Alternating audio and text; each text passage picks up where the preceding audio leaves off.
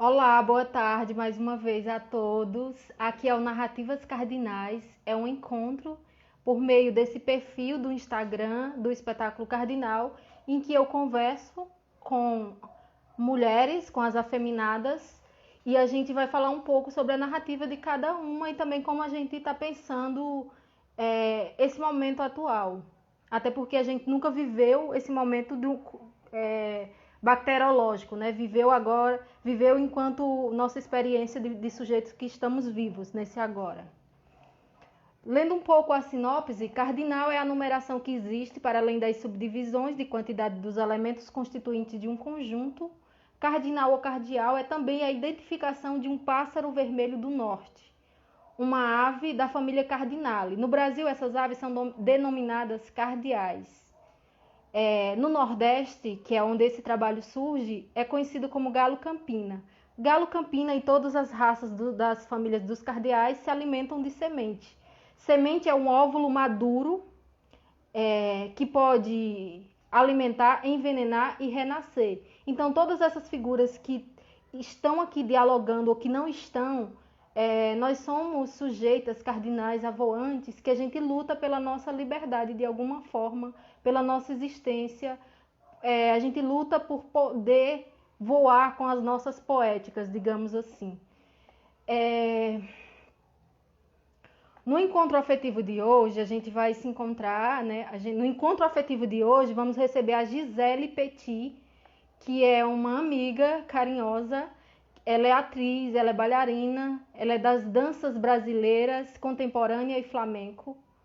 Gisele desenvolve mestrado em artes pela UFMG, Universidade Federal de Minas Gerais, e tem como pesquisa a desmontagem cênica cruzando temas da violência contra a liberdade e corpo feminino. Ela é nascida em Santos, litoral de São Paulo. Na capital, ela residiu por 15 anos, onde dedicou-se à pesquisa teatral junto com a CIA de Teatro Balagan.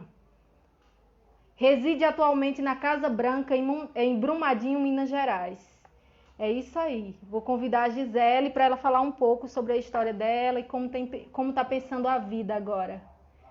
Mais uma vez, gente, muitíssimo obrigada pela presença de vocês.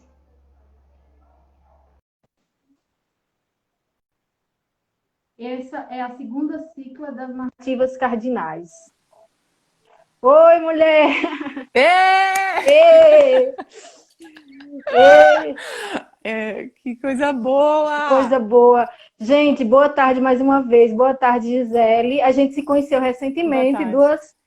duas pessoas chegando ali na UFMG, a um tempo distante da academia, e chegando e olhando uma nos olhos da outra.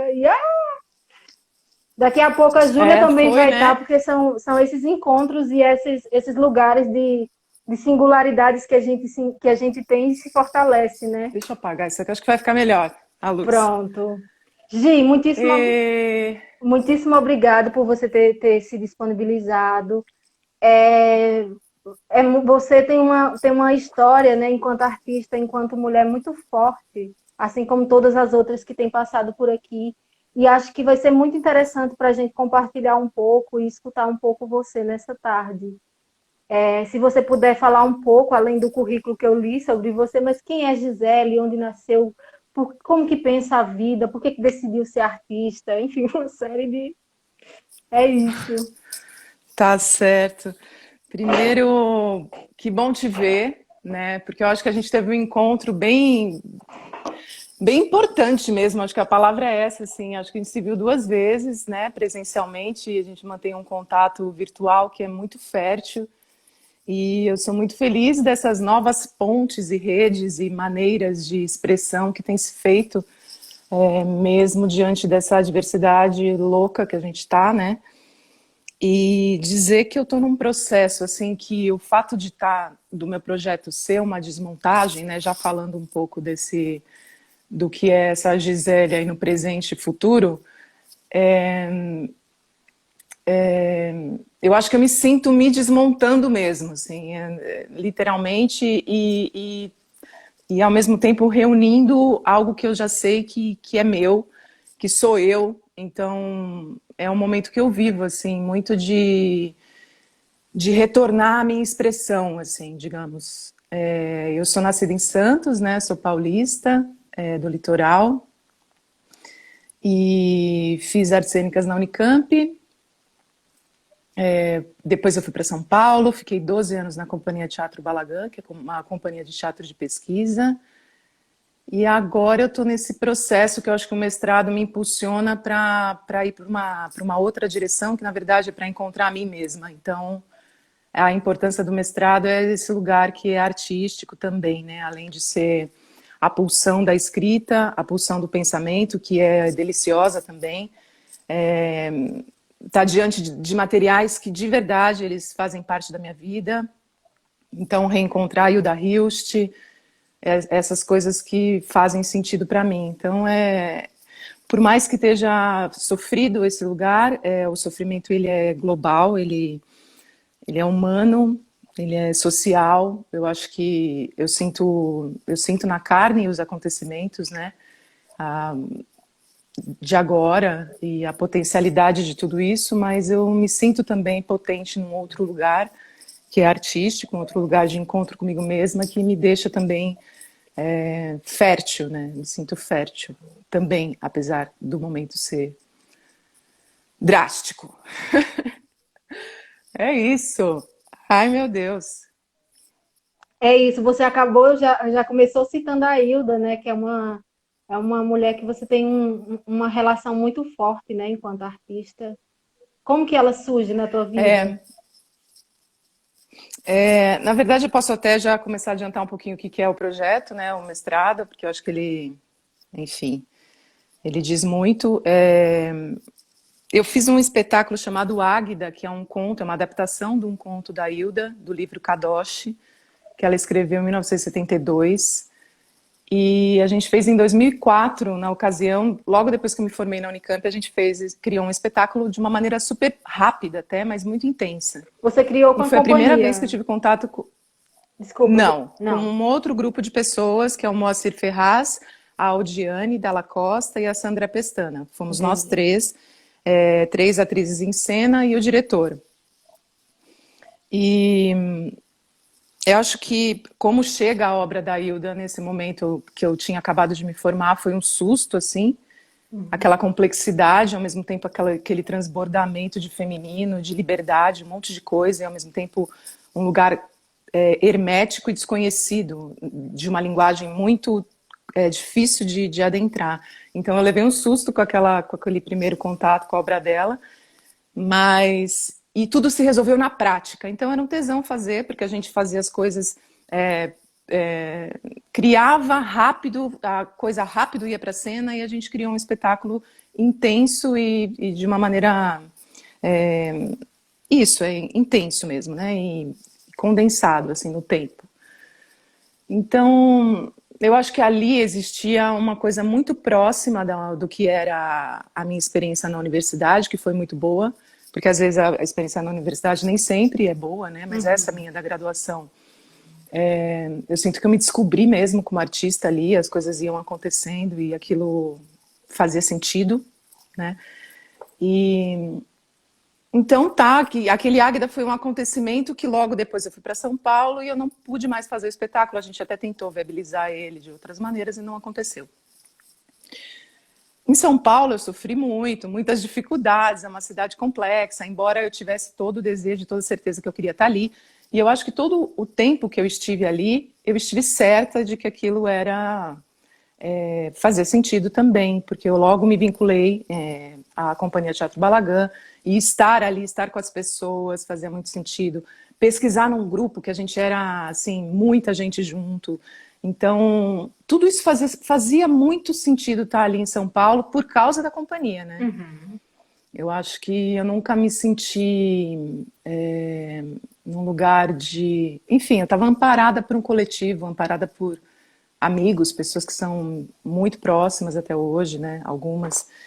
Então, teve algum momento que esse ciclo se encerrou. Eu me tornei mãe, eu sou mãe de uma menina de 3 anos. Então, assim que, um pouco antes até de eu já ficar grávida, parecia que eu já estava encerrando esse ciclo com a companhia e entendendo que era a hora de eu olhar para mim de novo, para, enfim, me encontrar no meio do que estava acontecendo ali com tudo aquilo, né? Porque é bastante intenso estar numa companhia de teatro, né? Então foi isso, acho que essa trilha aí. E você quer dizer um poema agora? Olha, eu separei um monte de coisa, assim, e vamos ver o que vem aqui agora à tona. Mas você estava. Tem. Tá me ouvindo, Gi? Tô te ouvindo. Você estava em algum processo. Pode falar. Você estava em algum processo criativo, já reiniciando alguma proposta antes dessa pandemia, e aí, de repente, teve que se readaptar? Ou como que estava a sua vida antes da pandemia? Além de ter entrado na universidade, né, que já é um Uhum. grande projeto, de alguma forma. É.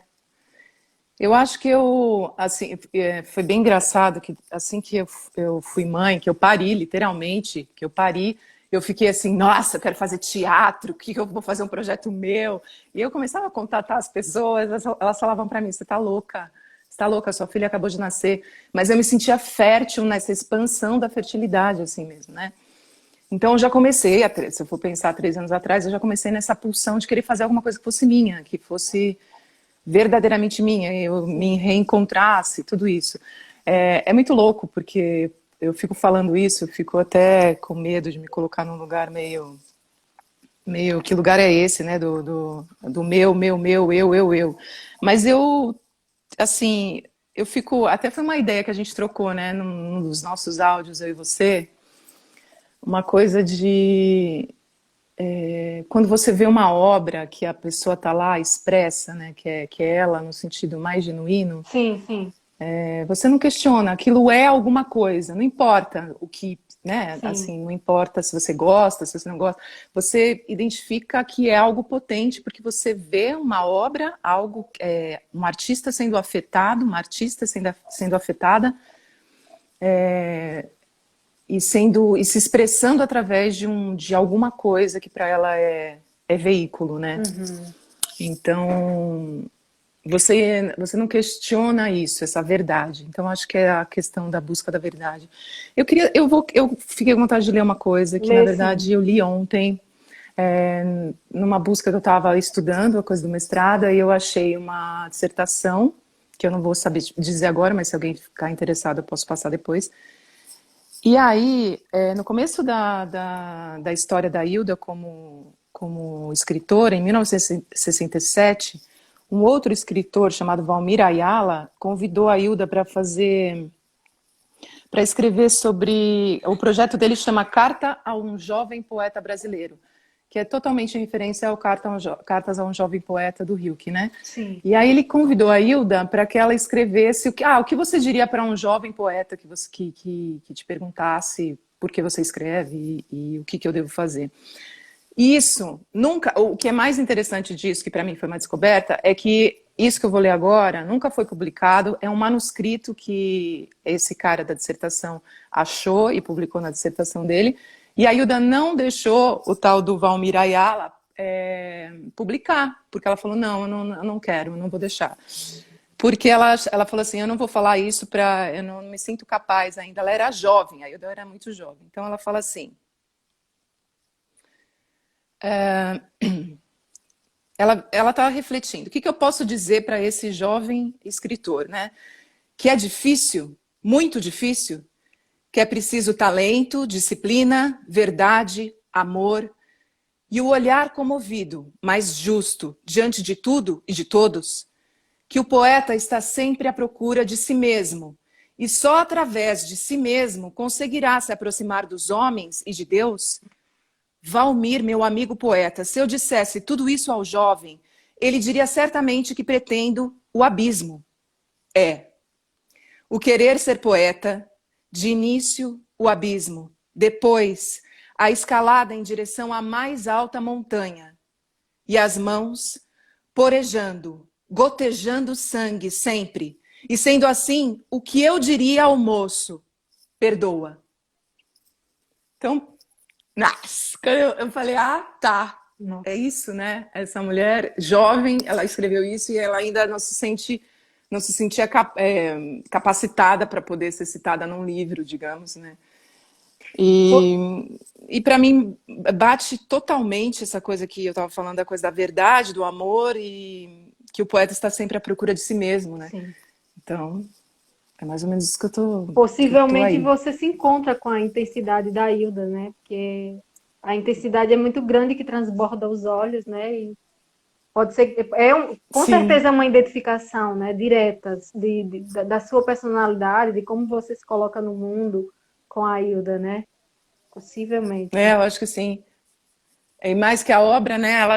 Ela é muito jocosa, ela é uma mulher que deixava muito claro o que ela era, né? Assim, inclusive em relação aos relacionamentos dela, aos outros homens. Eu li uma coisa aqui maravilhosa, que é esse livro aqui também que vale super a pena, que é Fico Besta Quando Me Entendem, Uhum. que é uma junção de entrevistas com ela. E também é sensacional, assim, porque ela vai falando, ela é muito fluida, assim, né? Então ela vai falando tudo que vem na cabeça dela.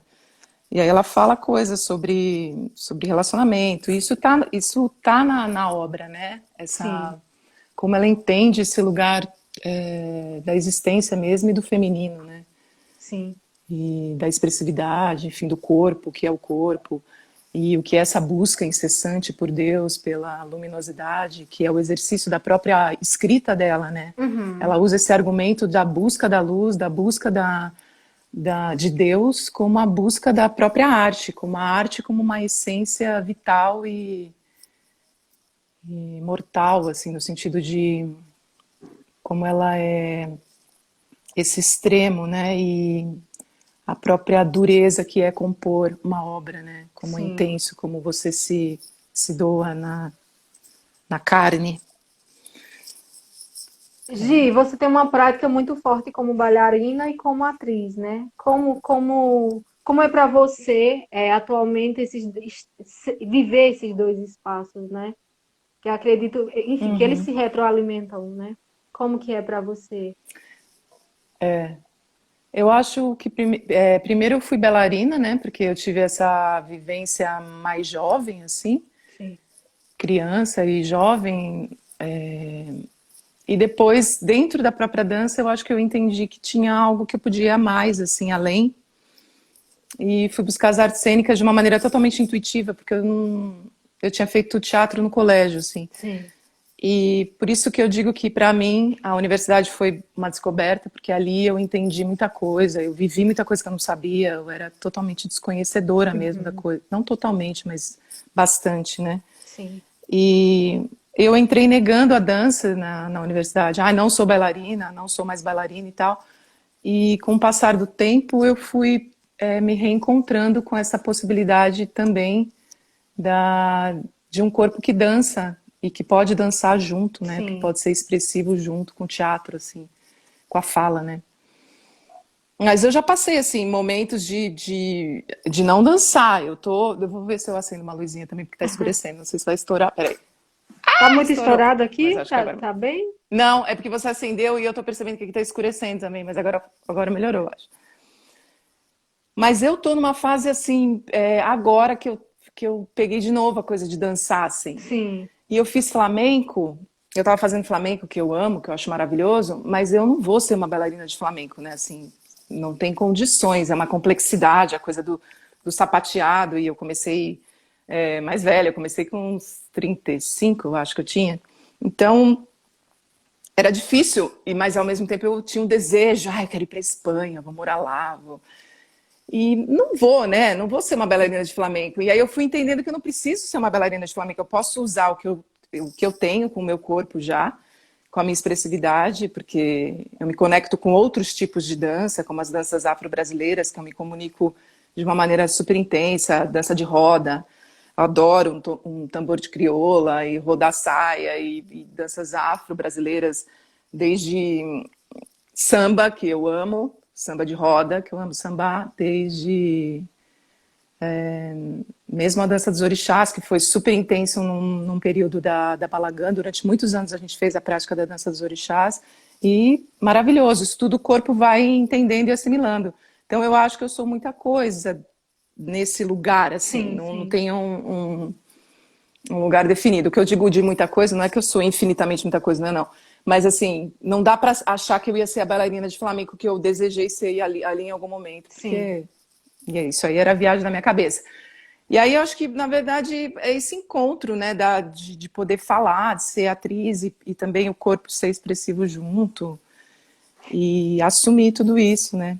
E na sua pesquisa acadêmica, você vai trazer um pouco desse lugar, desse corpo que passa pela dança do flamenco, as danças contemporâneas, o teatro, tudo isso, de alguma forma, você vai trazer na sua pesquisa acadêmica. Como que você está pensando agora, né? Porque é bem inicial também. É, a gente está, né, naquele. Eu comecei a entrar em contato um pouco com a coisa das práticas, de como eu quero configurar essa desmontagem, né? Sim. Porque só falando um pouquinho do que é desmontagem, assim, passando rápido, é um olhar de novo para um material que já foi criado, né?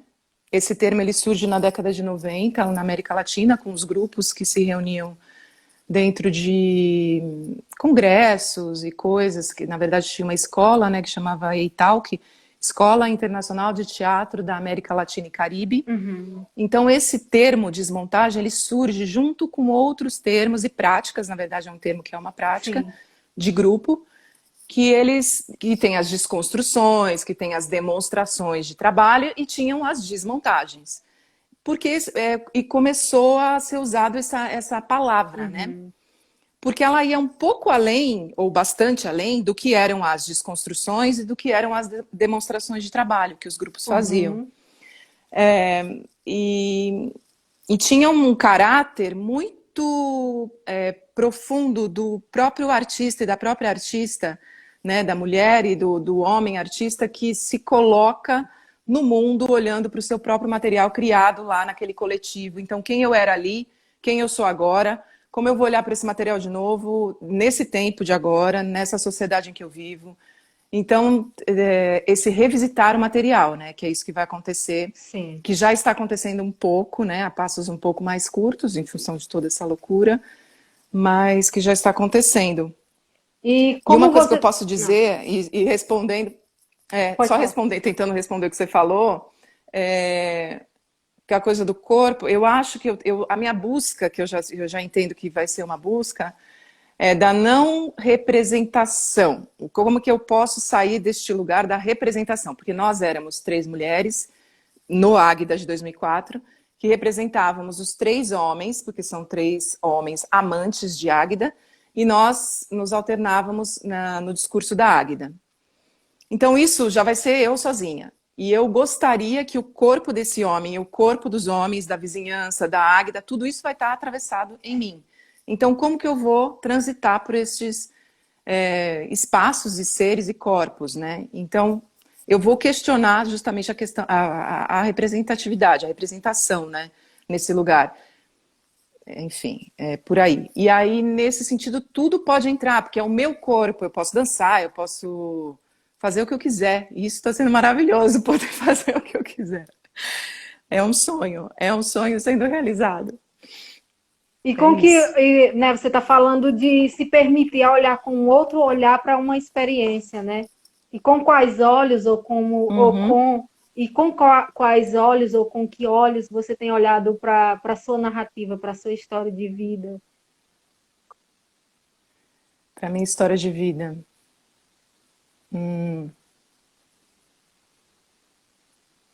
Meu Deus, que pergunta difícil. Eu acho que eu estou sendo bem mais generosa comigo agora. Eu acho que eu tenho, eu me sinto indo mais para a luz, assim, se eu for olhar que eu estou juntando mesmo, assim, o meu ser mulher no mundo e eu acho que poder falar de alguns temas que para mim são caros, são importantes, através de um discurso que é artístico, mas que também é um discurso que é meu, né? E está junto, as coisas estão juntas. Eu acho que eu estou caminhando para um lugar da libertação. E isso é sensacional, é gostoso de viver, assim, nem que seja um lampejo, né?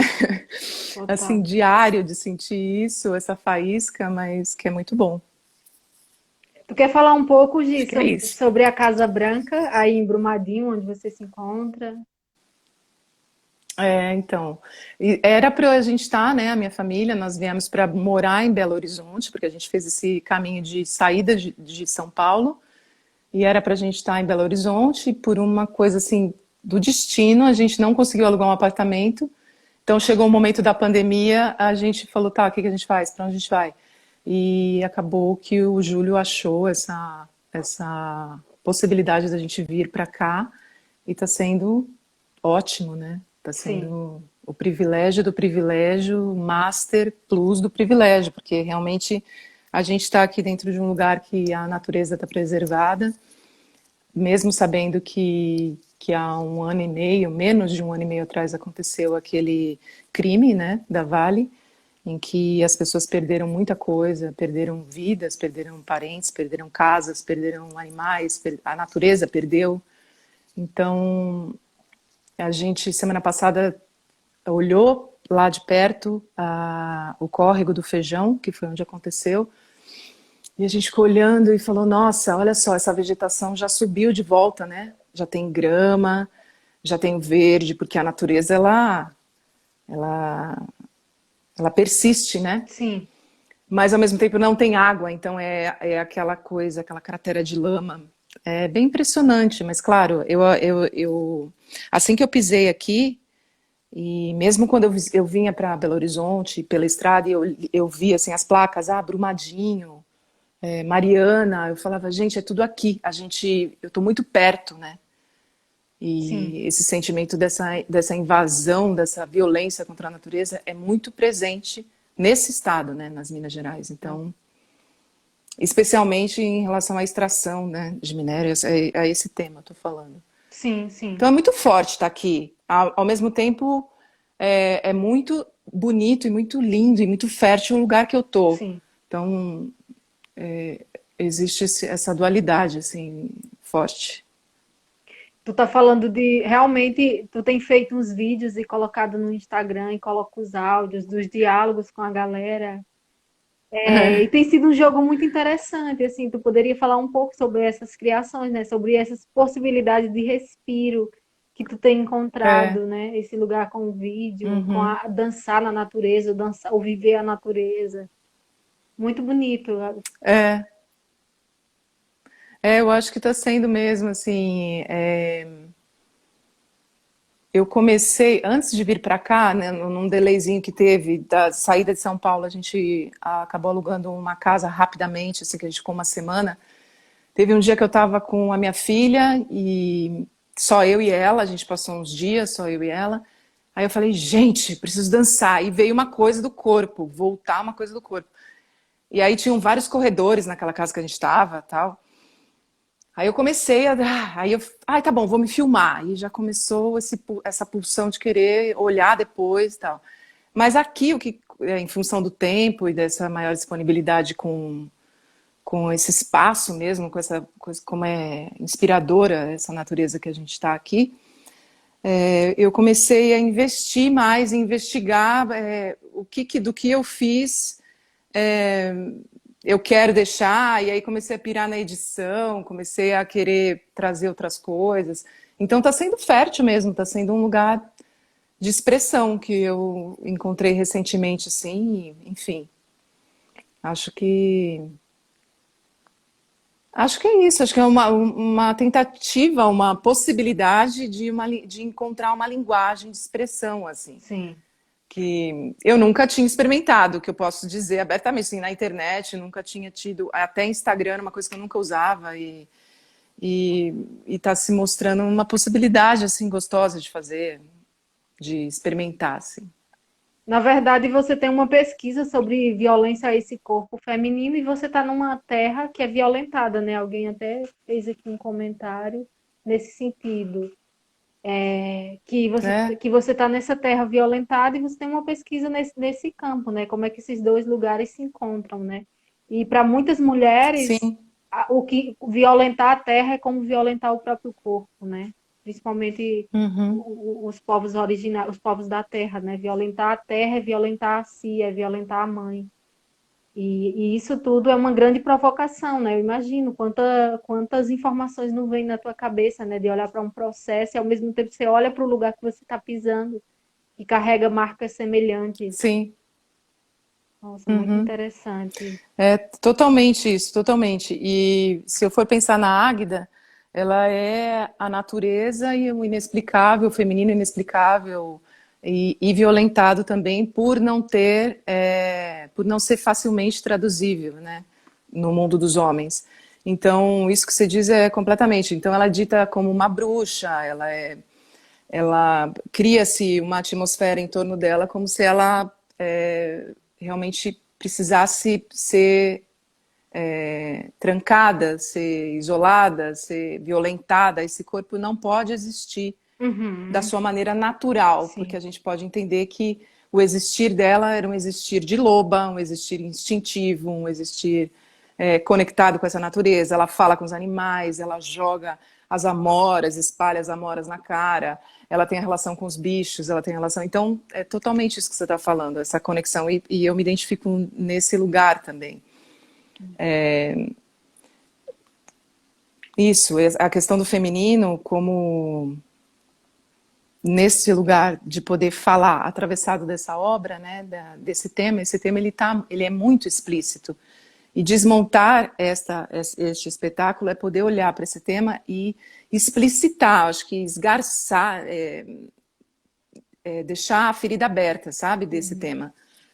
Porque quando a gente, na ocasião da montagem há 16 anos atrás, eu venho conversando com as outras atrizes que a gente criou o espetáculo juntas, e não se falava da maneira como se fala agora. As coisas não sim, estavam tão expostas e tão ditas e que bom que estão, né?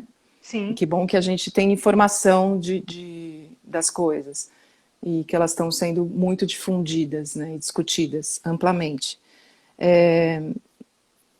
Então, os incômodos, eles vão ser expostos, né? Esses incômodos que a gente carrega como mulher,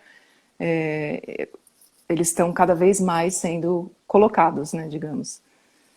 Então, é isso. E a questão da Águida é uma violência explícita, assim. Começa o conto, os homens, um dos homens, eles estão tramando e falando dela. E eles são loucos por ela, eles são apaixonados, enamorados por ela. Mas não compreendem absolutamente a mulher. Então eles têm aquela presença da carne, o sexo, mas eles não compreendem o ser que ela é, quem ela é. Uhum. E aí um já fala, empurrei ela no tronco espinhudo da paineira. Esses dias eu fui lá no riacho que tem aqui no fundo e li isso alto e falei, gente, começa, ele empurrou ela no espinhudo da paineira. E era eu que fazia essa personagem, que é o Calau, há 16 anos atrás. E eu nem lembrava disso, eu empurrei, eu falava de qualquer jeito. Já é uma violência ali de cara, assim, que acontece. Então, eles são os amantes dessa mulher e violentam essa mulher. Sim, E tramam a morte dessa mulher, enfim. E é isso, né? Assim, acho que a gente não tem caminho de volta para essa sim. discussão do feminino, da violência contra a mulher. A gente só vai cada vez mais abrindo e discutindo sobre isso. E foi um choque para mim olhar isso e falar, gente, olha aqui na primeira página, na primeira linha, já tem uma violência explícita, né? Na época você tinha que idade? É, 24, 24. Hoje você já é mãe, né? Hoje você é 24. mãe de uma Hoje menina. eu sou mãe. É, Então, todas essas questões e retornar a esse processo é tudo mais forte por diversas questões, né, Gi? sim, Gi, o que que com você tem, certeza. o que que você tem falado agora nos seus vídeos, sobre o que você tem falado e o que que você sente vontade de falar ainda mais em cena?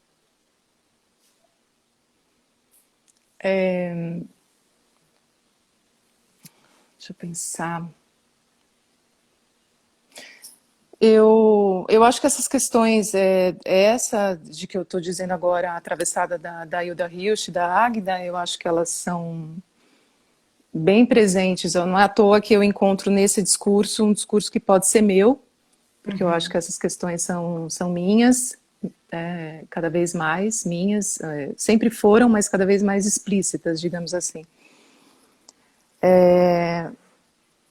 Mas eu tenho uma preocupação também com o teatro, né, que se faz e o que a gente pode contribuir de aproximação com o outro, inclusive num tempo como esse, né, pandêmico, dessa colaboração, dessa aproximação. Tem alguns coletivos, porque realmente aqui eu ainda não conheço, né, em Minas, mas que em São Paulo as pessoas estão muito... eu estou numa penumbra aqui, eu fui ficando numa penumbra. Ai. Que eu sei que são pessoas que abriram as portas de suas casas de teatro, que estão fechadas, porque não está acontecendo teatro, mas que elas estão, por exemplo, organizando... Não, assim, eu sumi totalmente, Ju. Elas estão organizando ajuda, então tem o pessoal do Paulo Faria, pessoal do Faroeste, que é do Paulo Faria, que eu sei que está organizando cestas básicas para Cracolândia, não sei o quê. Então, assim, você olha e você fala, olha o sentido do que é, do que pode ser o teatro também, né? Nesse sentido de chegar na urgência do humano, né? De atingir, inclusive, né, nessa urgência do que estamos. Então, claro que isso me perturba como artista, como atriz, como criadora, porque eu acho que tem tudo que eu sou, que é importante para mim, que é importante porque também, se não for eu, enfim, não tem existência para mim, né? Então, a minha existência importa. As minhas questões importam, as minhas questões colocadas dentro do social importa. Porque eu sou mulher, porque tem coisas que eu crio uma correspondência imediata com o mundo. Mas tem o teatro no mundo e esse lugar do tempo, né? O que estamos fazendo pelo outro, o que estamos fazendo, né, diante desse lugar aqui que a gente vive, desse planeta que a gente está dividindo juntos, né? Então eu acho que me perturba sim e eu pretendo continuar nesse caminho, que é esse caminho de junto, abrir esses temas no corpo, trazer esses temas para mim, no corpo, da minha verdade, da minha existência e poder chegar em mim, chegar no outro, enfim. Entendi. Qual é uma fala de algum processo que você fez em outro momento que é muito viva agora? Que faz muito sentido agora, que já fazia, mas que faz muito mais sentido agora? Você consegue lembrar alguma, assim, de cabeça agora? Porque tu trouxe, foi muito interessante, tu trouxe o exemplo de uma fala que tu falava há 16 anos atrás e que tu falava na tua inocência, né, digamos assim, na tua espontaneidade de uma jovem atriz e que hoje você repensaria como colocar aquela fala, né? Tem alguma fala de algum trabalho, alguma música que você fez em algum outro momento que diz muito de agora? De agora pensando na o época, vírus, pensando a circunstância política do país. Desculpa. Olha, talvez eu não vá, eu vou tentar explicar porque eu vou dizer a frase que veio, mas não sei se eu vou conseguir explicar.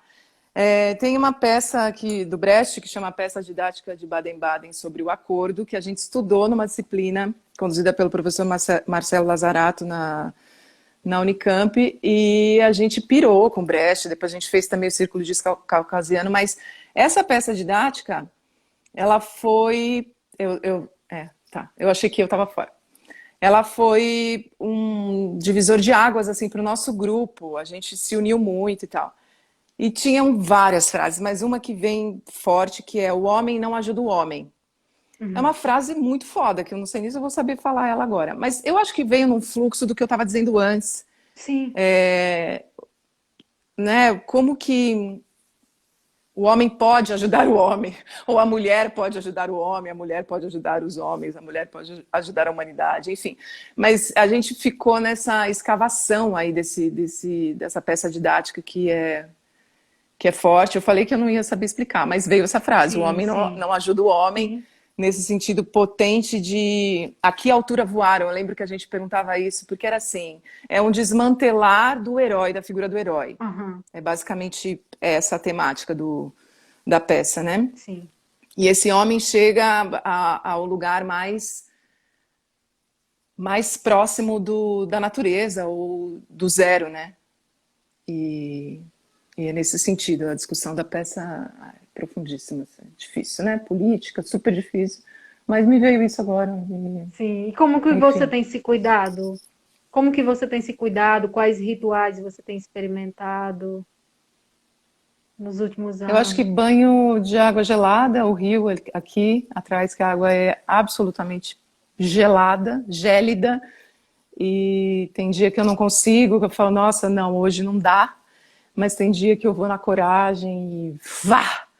E aquela água gelada faz todo sentido, assim. Acho que tem isso. A gente foi encontrando um tempo aqui como família, né? Porque no Sim. começo eu sentia que não dava tempo de fazer nada. Eu estou em quarentena e estou, enfim, com uma criança, a gente não sabia, de fato, administrar o tempo.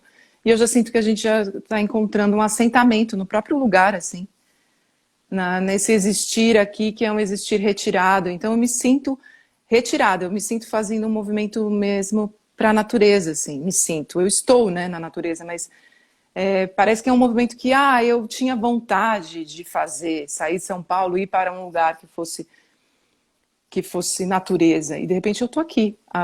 O tempo de agora me trouxe aqui e eu estou e, e estou assentando nessa terra, assim, esse sentimento. Sim. Nossa, que maravilha escutar isso, assentar numa terra, né? Criar raiz em algum lugar, né?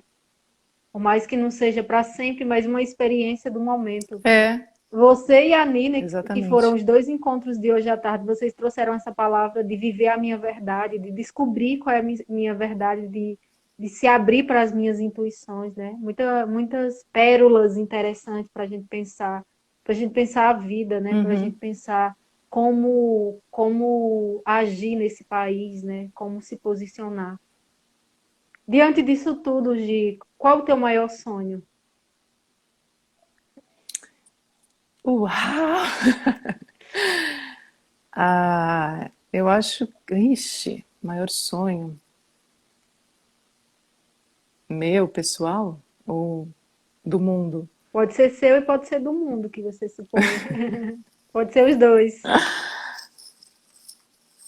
Eu acho que ter voz, né? Eu acho que é ter voz no mundo, encontrar uma voz, ser corpo, mas sendo corpo voz, Sim, mas acho que é isso, é criar um canal de comunicação possível, que pode ser no pequeno, mas que seja de verdade. Acho que para mim já seria uma felicidade, assim.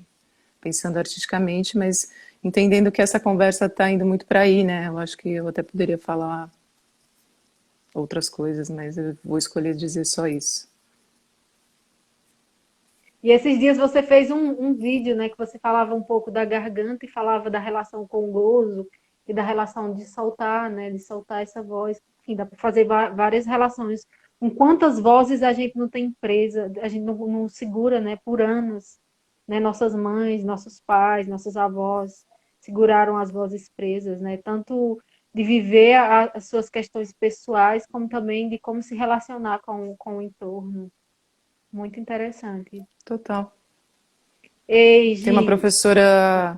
pode Você falar. está encerrando, né? Não, pode falar, mas pode falar. A Isabel Sete, que tem a Isabel Sete, que é uma professora de voz, de São Paulo, ela tem uma frase maravilhosa que ela fala: a voz é a reverberação da vontade. Então, só isso já diz. E aí, numa aula, ela falou sobre como, em alguns casos, o encurtamento da respiração vai encurtando. Ela falava muito de trazer a voz para o peito, e essa voz, enfim. Ela falava, e essa frase, ela acho que ela entrou aqui uma ligação do nada.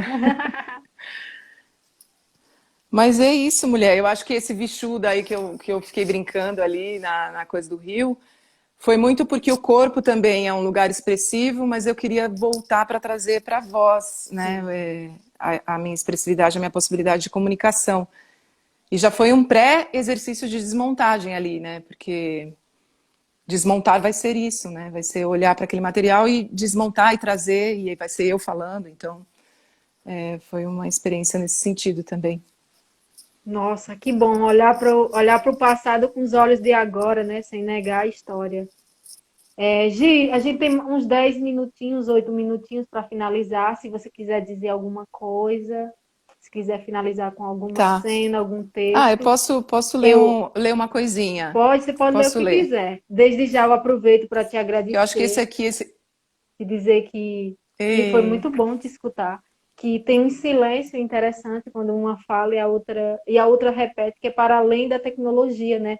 Que fica vibrando na cabeça, né? São muitos encontros, né? São muitas preciosidades. Você fala do campo da sim, desmontagem, né? Também, tanto enquanto sua história de vida, mas também enquanto um campo de pesquisa, que é a desmontagem, né?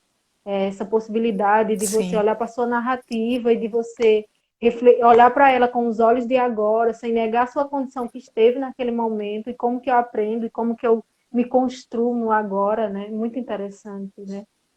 Nossa, Uhum. essa porosidade de estar aberta Isso é o que a gente precisa, né? Na verdade, é um exercício. Então, muitíssimo obrigada por É, esse total. aprendizado. É, amor. Eu que te agradeço, imagina. Fiquei super, ai, meu Deus, o que que eu vou falar? Ai, ai, ai, ficou muito estourado. Ó, eu posso falar o poema e se acabar, acabou, não tem Tá bom, problema. tem Eu vou tempo. falando um pouquinho aí.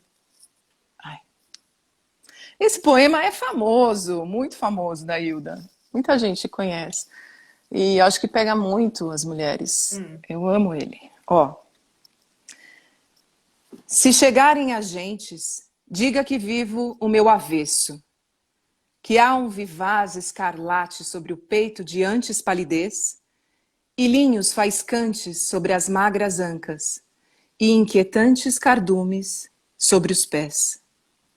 Que a boca não se vê, nem se ouve a palavra, mas há fonemas, sílabas, sufixos, diagramas contornando o meu quarto de fundo sem começo. Que a mulher parecia adequada numa noite de antes, e amanheceu como se vivesse sob as águas, crispada, flutissonante. Diga-lhes principalmente que há um oco fulgente num todo escancarado e um negrume de traço nas paredes de cal, onde a mulher avesso se meteu. Que ela não está neste domingo à tarde apropriada e que tomou algalha e gritou às galinhas, que falou com Deus. Eu amo. Eu amo essa mulher que gritou, que falou com a galinha. Eu tô com uma galinha aqui no quintal. Surgiu, eram duas e agora tem uma. E eu tô louca tentando me aproximar com a galinha para gritar com a galinha, conversar com a galinha, gritar com Deus, porque eu acho que essa mulher me inspira em todos os sentidos, assim. Então, é isso. É isso, E você Gi. também me inspira, viu, Bárbara? Ah, Você me inspira muito. Que bom que a gente se encontrou. são muitos áudios trocados. São muitos anos. São muitos E ao áudios mesmo tempo tudo muito trocados. rápido, né? O prédio da UFMG Aliás, se né, vamos falar tremeria pro todinho. pessoal. Vamos falar pro pessoal que em breve teremos um vídeo nosso artístico no distanciamento, porque eu acho muito assim, muito precioso, gostoso o que aconteceu nesse sentido. Apesar da distância que a gente produziu uma coisa que pra gente é importante, assim, Sim. E essa mulher né? tem um olhar babado para edição de vídeo, além de todas essas coisas que ela falou, viu? Ela tem um. Contratem Gente, eu aprendi a editar Gisele. vídeo Contratem Gisele. há um mês com meu primo, Caio Nunes. Caio Nunes, gente, contatem ele. Ele é maravilhoso, ele é um lindo jornalista, fotógrafo. Ele me ensinou um pouco a editar. E aí eu fiquei pirando. Ah, eu queria falar uma coisinha também, que Fale. vai ter uma leitura das Aves da Noite, que é uma peça da Hilda, que ela escreveu na década de 70. A Hilda, ela também passa pela dramaturgia. Ela escreveu oito peças de teatro que ela, enfim, ela é muito mais conhecida pela poesia e pela prosa, né? Mas ela Sim. tem essa passagem muito intensa pelo teatro. E a gente vai fazer uma leitura, eu e um coletivo de amigos, de atrizes e atores, das Aves da Noite. Em breve isso deve acontecer, a gente vai divulgar, porque a gente vai fazer, claro, de maneira remota, e já fizemos alguns ensaios. E é isso, em breve a gente divulga. É Muito isso. obrigada. Obrigada, Gi. Tudo de bom e se cuida, saúde para você, para Isso. sua família, para todo mundo que está aqui. Muitíssimo obrigada. E é isso. E amanhã a gente volta. Amanhã vai ter a Ana Floresta, que é uma linda, uma atriz aqui, uma artista incrível daqui do Cariri. E a Luz Bárbara, que é uma artista paraibana que também fez esse Linda. trânsito para São Muito Paulo. legal. E aí a gente vai estar trocando Uhum. com elas e eu espero todos vocês. Muitíssimo obrigada, gente. Maravilha.